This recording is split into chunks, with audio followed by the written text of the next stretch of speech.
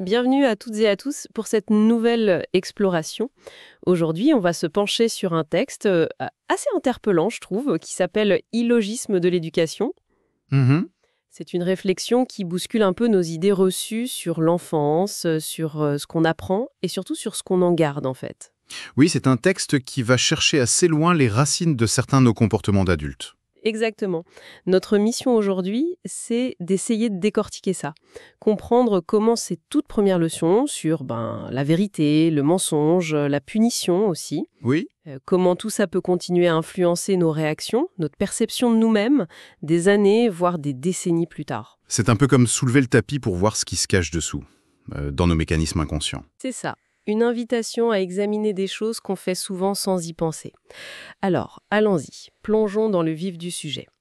L'article commence fort, avec une contradiction fondamentale posée dès l'enfance. Oui, le paradoxe de départ. Voilà. On apprend aux enfants à dire la vérité, c'est bien, avec un grand B. Mais, et c'est là que ça coince, si l'enfant avoue une bêtise, une faute... La punition en tombe, souvent. Exactement. Et à l'inverse, on leur dit mentir, c'est mal. Mais si l'enfant ment, il ou elle peut souvent éviter la sanction. Bon, alors là, il faut qu'on analyse un peu ça. C'est quand même un drôle de message à envoyer, non? C'est précisément le nœud du problème selon l'auteur. Il décrit ça comme un dilemme presque insoluble pour l'enfant. Il est pris entre l'idéal moral qu'on lui présente, La vérité, c'est bien. voilà, et la conséquence très concrète, immédiate qu'ouvre, la punition, la réprimande. Ou alors l'autre option, la transgression, le mensonge, qui lui apporte un soulagement physique immédiat. L'article dit même, avec une certaine ironie, garder ses joues ou ses fesses intactes. C'est direct. Oui, et c'est présenté d'emblée comme une forme de conditionnement, très précoce et très puissant. Conditionnement. Le mot est important. Ça veut dire qu'à ce moment-là, on apprendrait une stratégie, presque malgré nous. C'est tout à fait la thèse du texte. Ce qui est intéressant ici, c'est de voir comment ce conflit interne s'installe. L'enfant fait l'expérience directe. Dire la vérité peut mener à une forme de douleur, punition, colère parentale, déception. Et mentir, ça offre une échappatoire, un réconfort, même si c'est temporaire. L'auteur suggère donc que ça peut installer le mensonge comme une stratégie d'évitement, quasi un réflexe. Un réflexe. Oui, et le risque, évidemment, c'est que ce réflexe perdure, qu'il reste dans notre boîte à outils d'adulte sans même qu'on s'en aperçoive toujours. Et ça nous amène directement à la question suivante.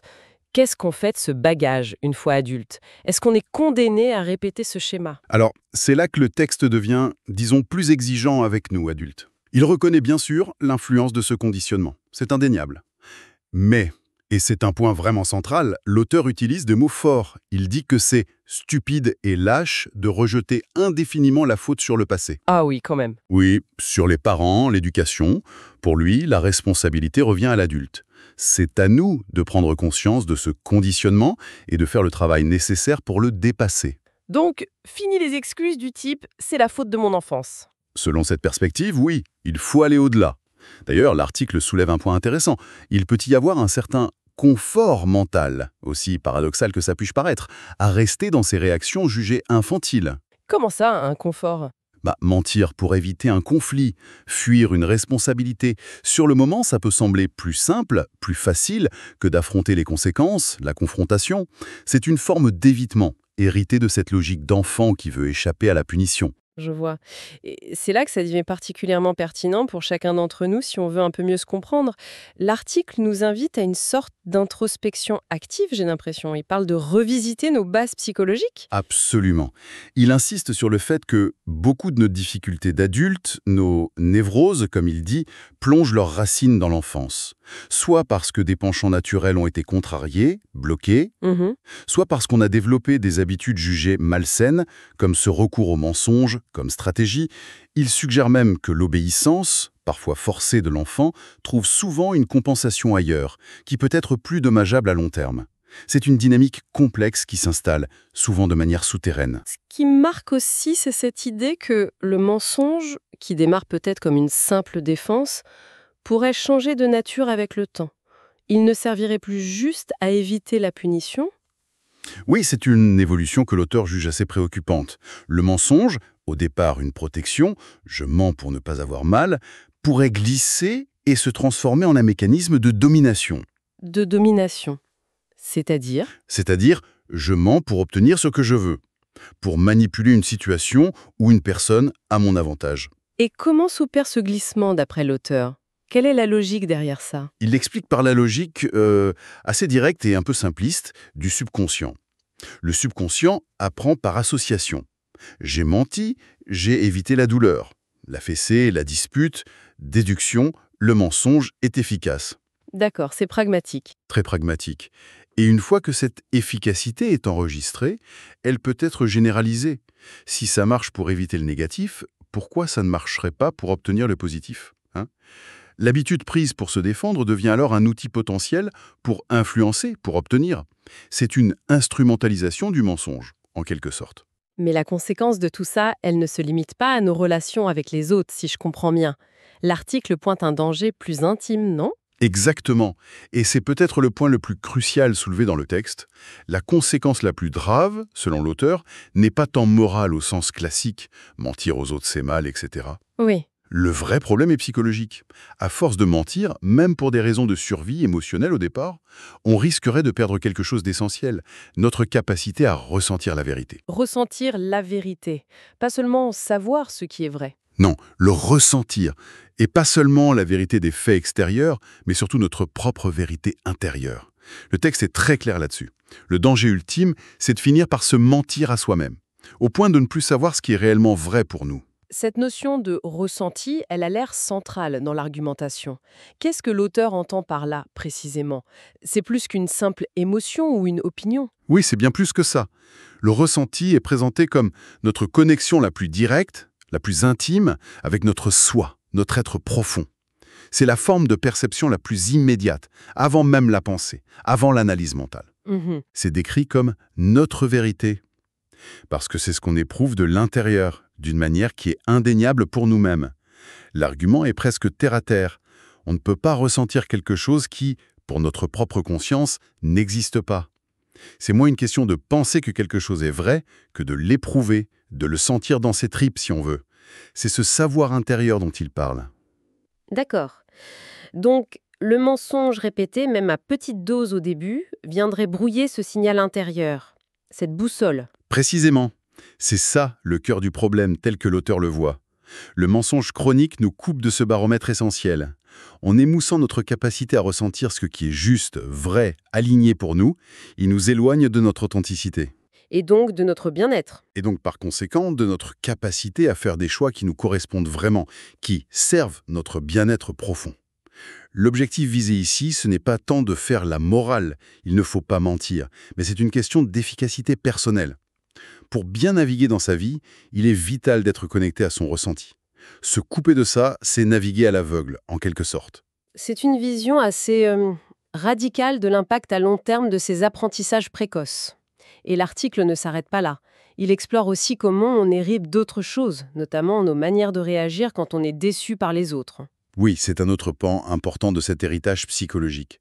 L'auteur examine la façon dont nos parents exprimaient leur propre déception quand nous ne répondions pas à leurs attentes. Leur réaction à eux, Exactement. Que ce soit avec calme ou au contraire avec colère, avec tristesse, des reproches directs, des silences pesants, des piques ironiques, peu importe la forme, ces manières de faire laisseraient une empreinte très forte. et le lien avec nous adultes. Le lien, c'est que devenu adulte, quand on est nous-mêmes confrontés à une déception venant d'autrui, un ami qui manque à sa parole, un collègue qui nous fait faux bond, etc., on aurait tendance à réagir selon des schémas directement issus de cette expérience infantile. Et il décrit des schémas spécifiques. Il en identifie principalement deux. Le premier, c'est la reproduction inconsciente. C'est simple, on réagit à la déception causée par l'autre exactement comme nos parents réagissaient à la nôtre. Si on a eu un parent qui criait, on crie. Si le parent se plaignait, on se plaint. D'accord. Et le deuxième? Le deuxième schéma, c'est la réaction inverse. On a tellement mal vécu la manière de faire de nos parents qu'on met toute notre énergie à faire l'opposé.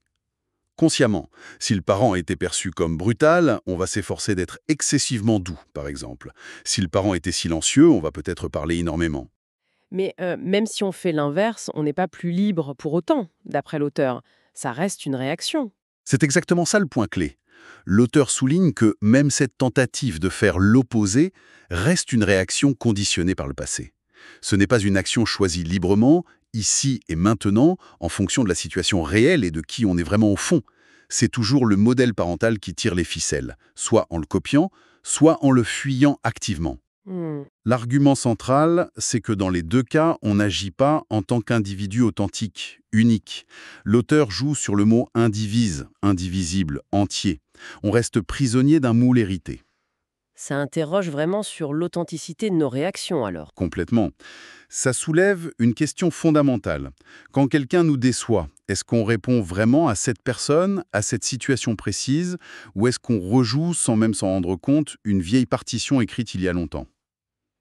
C'est une question assez, ouais, déstabilisante. Si on est coincé là-dedans, comment on en sort? Est-ce que le texte propose une issue? Oui, il suggère une voie, qui n'est pas forcément un chemin facile, mais qui est présentée comme potentiellement libératrice. C'est la voie de l'observation lucide et de ce que l'auteur appelle la probité mentale. La probité mentale. Qu'est-ce que ça veut dire? Ça veut dire essentiellement s'observer soi-même avec une honnêteté rigoureuse quand on se sent déçu par des attentes légitimes qu'on avait envers quelqu'un. Ouais. Comment est-ce que je réagis? Qu'est-ce que je ressens vraiment? Et ensuite, l'étape cruciale, comparer ça, sans se juger, mais aussi sans complaisance, au schéma de réaction de nos parents, tel qu'on s'en souvient ou qu'on les perçoit. Une forme d'honnêteté radicale avec soi-même donc. C'est ça. L'auteur insiste bien, le but n'est pas de se sentir coupable ni de blâmer les parents. Ce n'est pas un tribunal. C'est une démarche de clarté. Voir les mécanismes à l'œuvre, comprendre comment on fonctionne, même si ce qu'on découvre n'est pas très glorieux ou confortable. C'est comme allumer la lumière dans une pièce pour voir ce qu'il y a vraiment, sans chercher à cacher la poussière sous le tapis. L'auteur prévient d'ailleurs que cette lumière peut révéler des choses un peu dérangeantes. On pourrait réaliser qu'on est en fait attaché à ces vieux schémas, même s'ils nous font souffrir. Qu'il y a une sorte de bénéfice secondaire peut-être. Exactement. On peut découvrir qu'on hésite à s'en défaire. Alors qu'est-ce que ça implique concrètement si on fait ce genre de découverte? Ça implique que cette prise de conscience, même si elle pique un peu, est le premier pas absolument indispensable. Il faut reconnaître et s'avouer, oui, je fais ça, oui, je réagis comme ça, ou même, oui, bizarrement, je trouve une forme de satisfaction étrange ou de sécurité dans cette souffrance que je connais bien. D'accord. Selon l'auteur, c'est en assumant pleinement ces mécanismes, en les reconnaissant comme faisant partie de notre fonctionnement actuel, qu'on commence à reprendre la responsabilité de sa vie émotionnelle. Et responsabilité ici, c'est vraiment synonyme de pouvoir. On ne peut changer que ce qu'on accepte comme étant de notre ressort. Tant qu'on met la faute sur l'extérieur ou le passé, on reste impuissant. Assumer, c'est reprendre les commandes. Voilà. C'est une démarche exigeante, c'est sûr, mais qui ouvre une vraie perspective de changement personnel. Maintenant, il y a un passage dans ce texte qui est particulièrement, comment dire, percutant, voire provocateur. Mhm. Ça touche à l'amour parental, à l'amour filial et à une forme d'objectivité assez radicale que l'auteur réclame. Il y a cette affirmation qui peut vraiment choquer, l'idée que certains enfants, par leur comportement qu'ils jugent manipulateur envers des parents pourtant aimants, ne mériteraient pas peut-être cet amour inconditionnel qu'on idéalise souvent. Comment l'auteur défend-il une idée aussi tranchée? Oui, c'est un point qui heurte de plein fouet nos conceptions habituelles, très ancrées, de l'amour familial inconditionnel. Il faut bien comprendre que l'auteur présente ça comme un appel à une objectivité quasi clinique. Il utilise l'expression « œil détaché que viril ». Il oppose cette lucidité à ce qu'il perçoit comme une sentimentalité qui pourrait être faible, voire aveuglante. Dans son esprit, il ne s'agit pas de nier l'amour, mais de refuser de se laisser manipuler ou aveugler par les sentiments, même au sein de la famille. D'accord. Mais est-ce qu'il donne des exemples, des justifications pour appuyer ce point de vue assez dur? Pour étayer cette vision, l'article fait quelques références un peu rapides. Il mentionne que de grandes figures spirituelles, il cite l'exemple du prince Siddhartha, qui deviendra le Bouddha, se sont détachés de leurs liens familiaux pour poursuivre leur quête. Ah oui. Il évoque aussi, de manière assez allusive, une sorte de loi de synchronicité ou d'attraction.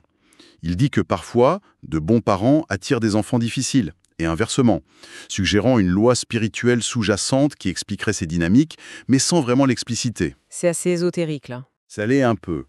Et il est vraiment essentiel de souligner ici que nous, on ne fait que rapporter les idées telles qu'elles sont présentées dans la source. Notre but, c'est de comprendre la logique de l'auteur, même quand elle est dérangeante ou controversée. On ne la valide pas, on ne la condamne pas. L'auteur semble plaider pour une lucidité extrême, presque une intransigeance, face à ce qu'ils perçoivent comme des jeux de pouvoir ou des manipulations affectives, y compris dans le cercle familial. C'est une invitation à regarder les relations avec un œil peut-être moins idéalisé, plus objectif, selon ces termes. Bien compris. C'est important de le préciser.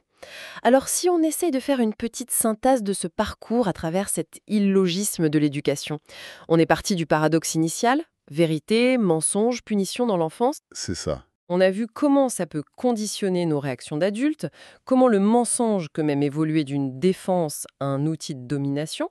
On a touché à l'importance capitale du ressenti comme guide intérieur. La boussole interne, oui. On a exploré l'héritage des réactions parentales face à la déception et la proposition de cette probité mentale pour s'observer et s'en affranchir. Et on a terminé sur cette perspective plus ardue sur l'objectivité dans les liens affectifs.